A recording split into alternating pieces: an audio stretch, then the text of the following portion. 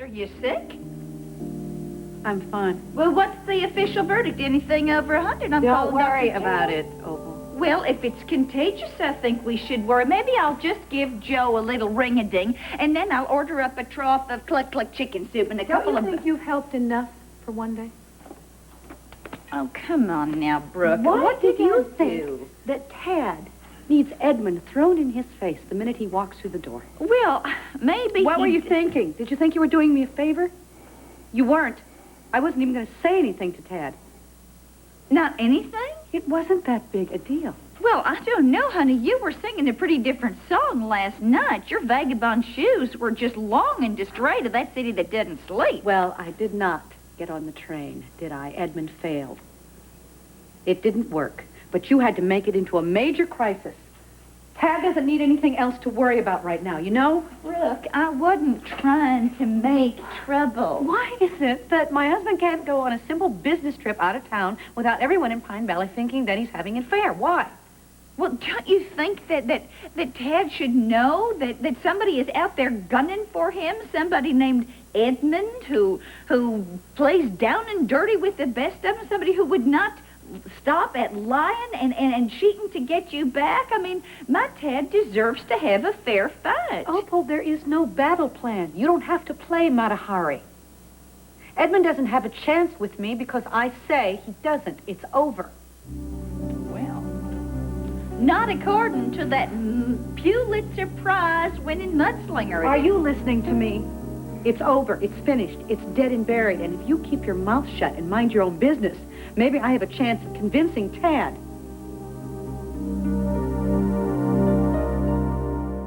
Thanks. I could do without 100 pounds on my neck. Oh, that's negotiable. You don't waste any time, do you, Ed? Tell me something. How long did you wait after I left the house before you entered? You made your entrance, huh? I had a little errand to run out of town first. Doesn't the fact that Brooke is married mean anything to you? You're funny. For a minute there, you sounded like a man with principles. Hey, my principles might not be perfect, but they're a hell of a lot less screwed up than yours. How do you figure that? I'll tell you. Didn't I hear you promise me you weren't going to make any more problems? What about that? Didn't I hear you tell me that I wasn't so bad as a husband and father after all? Don't remind Well, me. what the hell was that, Edmund? Some kind of smoke screen so I let down my guard so you can make your move on my wife? Is that it?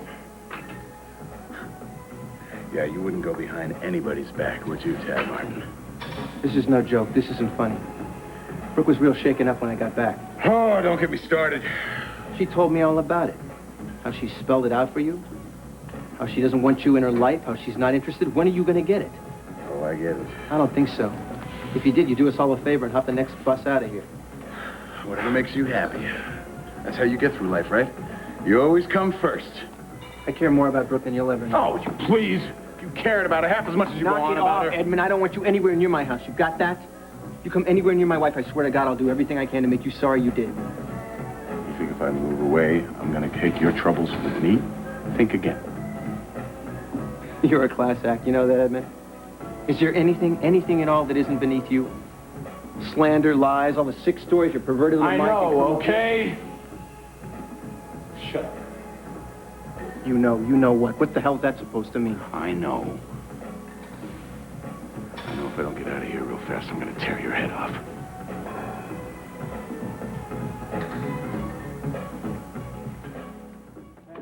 Now, hold the phone here. I mean, didn't Tad forgive and forget your almost slept with Edmund? He said he did. But you're not buying it? Opal, he's gone out of his way to assure me. He has said all the right things, you know, that it was normal under the circumstances, that physical attraction is only human. Well, you can say that again. No, he's been wonderful. Well, then where is the problem? Why do you think that my son's trust in nature is just dried up and blown away? Because we haven't made love since he got back from Napa, that's why. Oh. Even you, I think, could not take that as a good sign. Especially when we supposedly been trying to get our marriage back on track. Well, I mean, Tad has been working round the clock and... Not since his trip to Napa?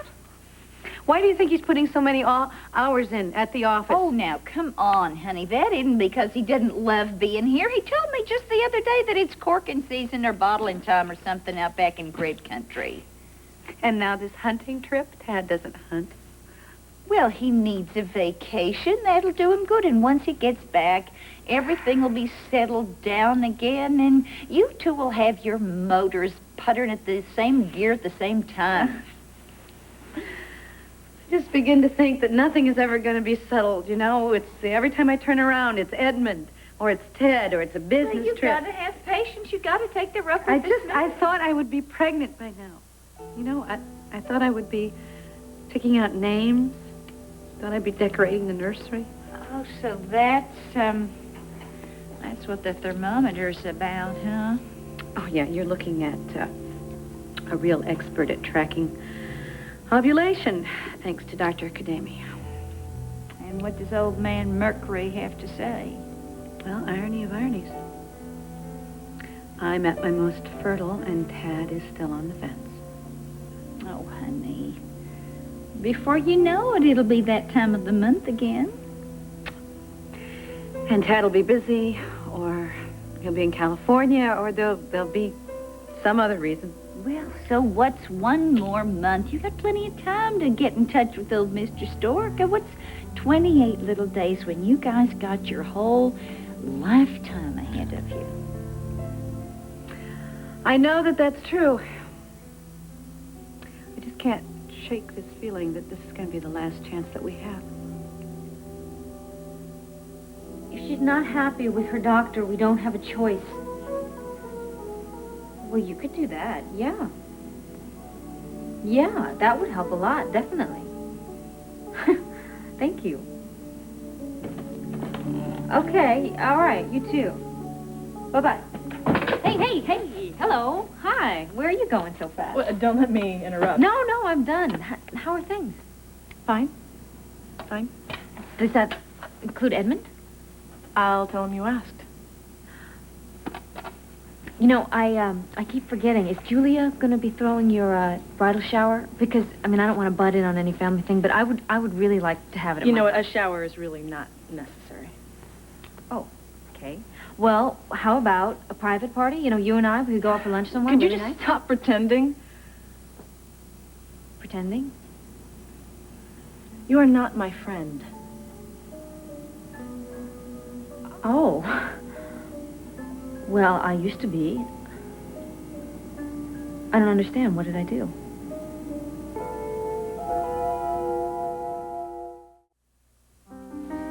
Just forget it. Look, Maria, just what's wrong? I'm just having a bad day. Just ignore me, Look, okay? I thought we were friends, pretty good friends.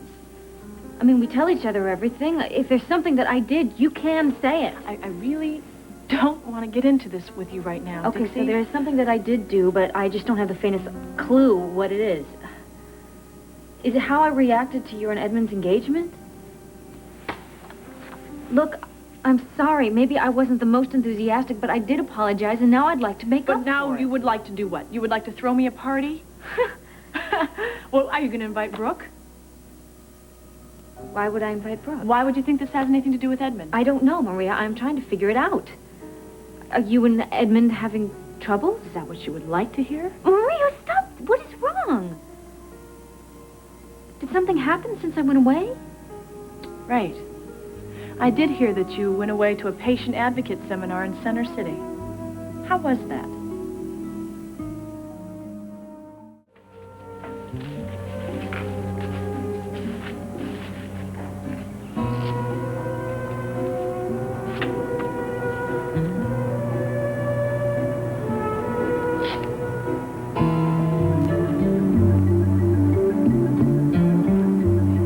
Tad loves me. We're doing everything we can to keep this marriage perfect. And it's working. You can't change that. Brooke will never hear about Tad and Dixie from these lips. Tad loves me. You can't change that. Tad loves me. You can't change that. Tad loves, can't change that.